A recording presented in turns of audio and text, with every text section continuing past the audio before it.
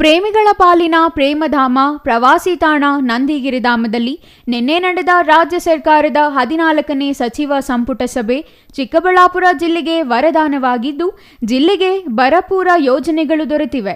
ಸಾಕಷ್ಟು ಗಮನ ಸೆಳೆದಿದ್ದ ಚಿಕ್ಕಬಳ್ಳಾಪುರ ತಾಲೂಕಿನ ವಿಶ್ವವಿಖ್ಯಾತ ನಂದಿಗಿರಿಧಾಮದಲ್ಲಿ ನಡೆದ ರಾಜ್ಯ ಸರ್ಕಾರದ 14ನೇ ವಿಶೇಷ ಸಚಿವ ಸಂಪುಟ ಸಭೆ ಜಿಲ್ಲೆಗೆ ವರದಾನವಾಗಿದೆ. ಫಲಪುಷ್ಪ ಗಿರಿಧಾಮಗಳ ನಗರಿ ಎಂಬ ಖ್ಯಾತಿಯ ಚಿಕ್ಕಬಳ್ಳಾಪುರದಲ್ಲಿ 141 ಕೋಟಿ ರೂಪಾಯಿ ವೆಚ್ಚದಲ್ಲಿ ಅಂತಾರಾಷ್ಟ್ರೀಯ ಮಟ್ಟದ ಹೈಟೆಕ್ ಹೂವಿನ ಮಾರುಕಟ್ಟೆ ನಿರ್ಮಾಣಕ್ಕೆ ಆಡಳಿತಾತ್ಮಕ ಅನುಮೋದನೆ ನೀಡಲಾಗಿದೆ.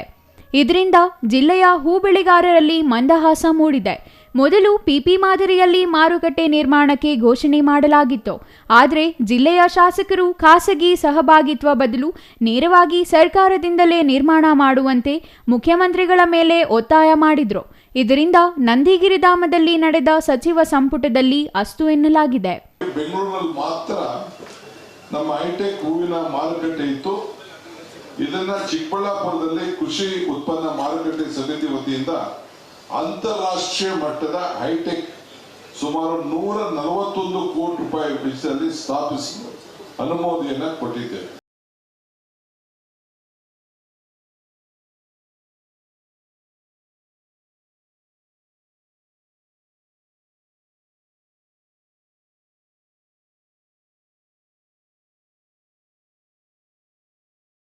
ರಾಜ್ಯ ಸರ್ಕಾರಕ್ಕೆ ಅಭಿನಂದನೆ ಸಲ್ಲಿಸಿದ್ದಾರೆ. ತುಂಬಾ ಇಲ್ಲಿ ಇಕ್ಕಟ್ಟಾಗಿ ವ್ಯವಹಾರಗಳು ಮಾಡ್ಕೊತಾ ಇದ್ವಿ. ಆದರೆ ಮೊನ್ನೆ ಹೋದ ವರ್ಷ ನಮಗೆ APMC ಇಂದ ಮತ್ತು ನಮ್ಮ ಕಾಂಗ್ರೆಸ್ ಸರ್ಕಾರ MC ಸುಧಾಕರ್ ಅವರು ಮತ್ತು ನಮ್ಮ ಲೋಕಲ್ MLA ಅವರಾದಂಥ ಪ್ರದೀಪ್ ಈಶ್ವರ್, ಚಿಕ್ಕಬಳ್ಳಾಪುರ ಕ್ಷೇತ್ರ ಶಾಸಕರಾದಂಥ ಪ್ರದೀಪ್ ಈಶ್ವರ್ಣ ಅವರು ನಮಗೆ ನಂದಿ ಡೈರಿ ಪಕ್ಕದಲ್ಲಿ ಒಂದು 20 ಎಕರೆ ಜಮೀನು, ಸುಮಾರು ಒಂದು 50-60 ಕೋಟಿ ಬೆಳೆ ಮಾಡುವಂಥ ಒಳ್ಳೆ ಹೈವೇ ರೋಡಲ್ಲಿ ಜಮೀನು ಕೂಡ APMCಗೆ ಹೂವಿನ ಮಾರ್ಕೆಟ್ಗೋಸ್ಕರ ಕೊಡಿಸಿದ್ದಾರೆ. ತುಂಬ ಸಂತೋಷ ಆಯಿತು. ಅವ್ರಿಗೂ ಕೂಡ ಅಭಿನಂದನೆಗಳು ತಿಳಿಸ್ತಾ ಇದ್ದೀವಿ. ಆದರೆ ಇವಾಗ ನಿನ್ನೆ ನಂದಿ ಬೆಟ್ಟದಲ್ಲಿ ಒಂದು ಸಭೆಯನ್ನು ಕರೆದು ನಮ್ಮ ಸಿದ್ದರಾಮಯ್ಯ ಸಂಪುಟ ಸಭೆಯಲ್ಲಿ ನಮಗೆ ಚಿಕ್ಕಬಳ್ಳಾಪುರ ಹೂವಿನ ಅಂತಾರಾಷ್ಟ್ರೀಯ ಹೂವಿನ ಮಾರುಕಟ್ಟೆ ಮಾಡಿಕೊಡಲು ಸುಮಾರು 141 ಕೋಟಿ ಅನುದಾನವನ್ನು ಬಿಡುಗಡೆ ಮಾಡಿರ್ತಾರೆ, ಅನುಮತಿ ಕೊಟ್ಟಿರ್ತಾರೆ.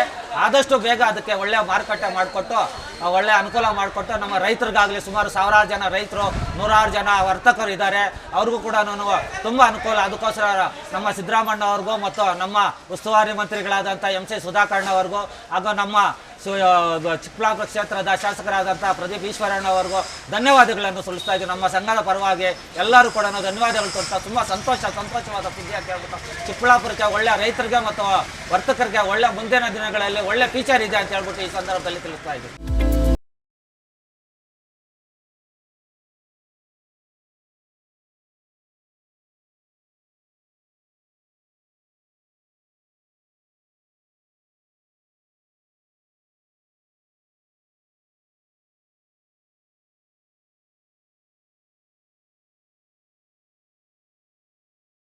ನಮ್ಮದು ದಿನ್ನೂರು ಗ್ರಾಮ. ನಾನು 3000 ಗಿಡ ಹಾಕ್ಕೊಂಡಿದ್ದೀನಿ ಸರ್, ರೋಜಾ ಮೇರಬುಲ್. ಅಲ್ಲದಕ್ಕೆ ಸರಿಯಾದ ಇಲ್ಲಿ ಮಾರ್ಕೆಟು ನಮ್ಗೆ ಅನುಕೂಲ ಇಲ್ಲ. ನೋಡು, ಇಲ್ಲಿ ಸೊಳ್ಳೆಗಳು ಕಾಟ ಐತೆ, ಇಲ್ಲಿ ನೀರು ಸ್ವಲ್ಪ ಕೆಟ್ಟೈತೆ. ಅಲ್ಲಿ ಸರ್ಕಾರ ಜಾಗದಲ್ಲಿ ನಮ್ಗೆ ಪ್ರೈವೇಟ್ ಲ್ಯಾಂಡಲ್ಲಿ ನಡೆಸೋಕೆ ಕಷ್ಟ ಐತೆ. ಸರ್ಕಾರ ಜಾಗ ಇದ್ದರೆ ನಮ್ಗೆ ಅನುಕೂಲ ಆಗ್ತೈತೆ ಸರ್. 145 ಕೋಟಿ ಸರ್ಕಾರ ಅನುಮೋದನೆ ಮಾಡಿ ಬಿಟ್ಟಿದ್ದಾರೆ. ಆ ಬಿಟ್ಟಿರೋದ್ರಿಂದ ಅಲ್ಲಿ ಮಾಡಿದ್ರೆ ನಮ್ಗೆ ಅನುಕೂಲ ಆಗ್ತದೆ. ಯಾವ ಥರ ತೊಂದರೆ ಆಗ್ತದೆ? ಮಾರ್ಕೆಟ್ ಬರೋಕೆ ಬಸ್ಸುಗಳು ಅಡ್ಡ ಬರುತ್ತೆ ಸರ್. ಈ ಕಡೆ ಕಾಲೇಜ್ ಐತೆ, ಬಸ್ಸುಗಳು ತುಂಬ ತೊಂದರೆ ಮಾಡ್ತಾರೆ. ಬಸ್ಸುಗಳು ಬರೋದಕ್ಕೆ ನಮಗೆ ಗಾಡಿ ಸೌಲಭ್ಯ ಕಡಿಮೆ. ಬಸ್ಸು ಬರ್ತೈತೆ, ಈ ಕಡೆಯಿಂದ ಗಾಡಿ ಬರ್ತೈತೆ, ಆಗ ನಮಗೆ ಮಾರ್ಕೆಟ್ ಬರೋಕ್ಕೆ ಸ್ವಲ್ಪ ಕಷ್ಟ ಆಗುತ್ತೆ. ಎಕ್ಸ್ಪೋರ್ಟ್ ಎಲ್ಲ ಕಳಿಸಿ ಜಪಾನು, ಆಸ್ಟ್ರೇಲಿಯಾ, ಡೆಲ್ಲಿ, ಮುಂಬೈ, ಕಲ್ಕತ್ತಾ ಎಲ್ಲ ಕಳಿಸಿದ್ರೆ ಎಕ್ಸ್ಪೋರ್ಟ್ ಹೋಗುತ್ತೆ. ಡಿಸೆಂಬರ್ ತಿಂಗಳಲ್ಲಿ ಎಲ್ಲ ಓವರ್ ರೇಟ್ ಸಿಗುತ್ತೆ, ಮಾರ್ಚ್ವರೆಗೂ.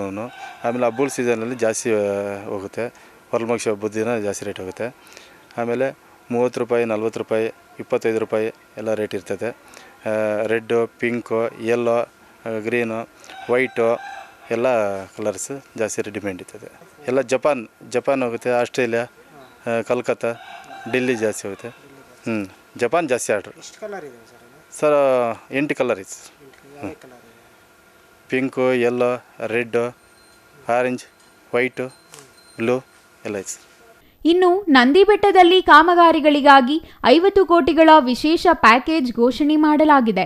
ಇದಲ್ಲದೆ ಚಿಕ್ಕಬಳ್ಳಾಪುರ ವೈದ್ಯಕೀಯ ಕಾಲೇಜಿಗೆ 11 ಕೋಟಿ ವೆಚ್ಚದಲ್ಲಿ ಎಂಆರ್ಐ ಸ್ಕ್ಯಾನಿಂಗ್ ಯಂತ್ರ ಅಳವಡಿಕೆಗೆ ಅನುಮತಿ ನೀಡಲಾಗಿದ್ದು, ಜಿಲ್ಲೆಯ ಶಿಡ್ಲಘಟ್ಟ ತಾಲೂಕು ಅಮರಾವತಿ ಬಳಿ ನಿರ್ಮಾಣವಾಗುತ್ತಿರುವ ಬೆಂಗಳೂರು ಉತ್ತರ ವಿಶ್ವವಿದ್ಯಾಲಯದ 2ನೇ ಹಂತದ ಕಾಮಗಾರಿಗೆ 123 ಕೋಟಿಗಳನ್ನು ಮಂಜೂರು ಮಾಡಲಾಗಿದೆ.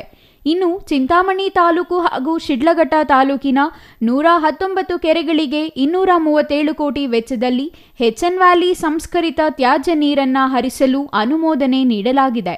ಚಿಂತಾಮಣಿ ನಗರದ ಜನತೆಗೆ ಕುಡಿಯುವ ನೀರು ಪೂರೈಸಲು ಉದ್ದೇಶಿಸಿರುವ ಭಕ್ತರಹಳ್ಳಿ ಅರಸೀಕೆರೆ ಕೆಳಭಾಗದಲ್ಲಿ ಹೊಸ ಕೆರೆ ನಿರ್ಮಾಣಕ್ಕೆ 36 ಕೋಟಿಗೆ ಅಸ್ತು ಎನ್ನಲಾಗಿದೆ. ಇಷ್ಟಲ್ಲದೆ ಬಾಗೇಪಲ್ಲಿಯಲ್ಲಿ ಗಂಟ್ಲಮಲ್ಲಮ್ಮ ಡ್ಯಾಂ ನಿರ್ಮಾಣಕ್ಕೆ 189 ಕೋಟಿ ರೂಪಾಯಿಗೆ ಆಡಳಿತಾತ್ಮಕ ಅನುಮೋದನೆ ನೀಡಲಾಗಿದೆ. ಇದರಿಂದ ಜಿಲ್ಲೆಯ ರೈತರು ಸಂತಸ ವ್ಯಕ್ತಪಡಿಸಿದ್ದಾರೆ. ಇನ್ನು ಎತ್ತಿನಹೊಳೆ ಯೋಜನೆ ಸಾಧಕ ಬಾಧಕಗಳು ಹಾಗೂ ಹೆಚ್ಎನ್ ವ್ಯಾಲಿ ನೀರಿನ ತೃತೀಯ ಹಂತದ ಶುದ್ಧೀಕರಣ ಬೇಡ ಅಂದಿರೋದು ಜಿಲ್ಲೆಯ ನೀರಾವರಿ ಹೋರಾಟಗಾರರ ಅಸಮಾಧಾನಕ್ಕೆ ಕಾರಣವಾಗಿದೆ.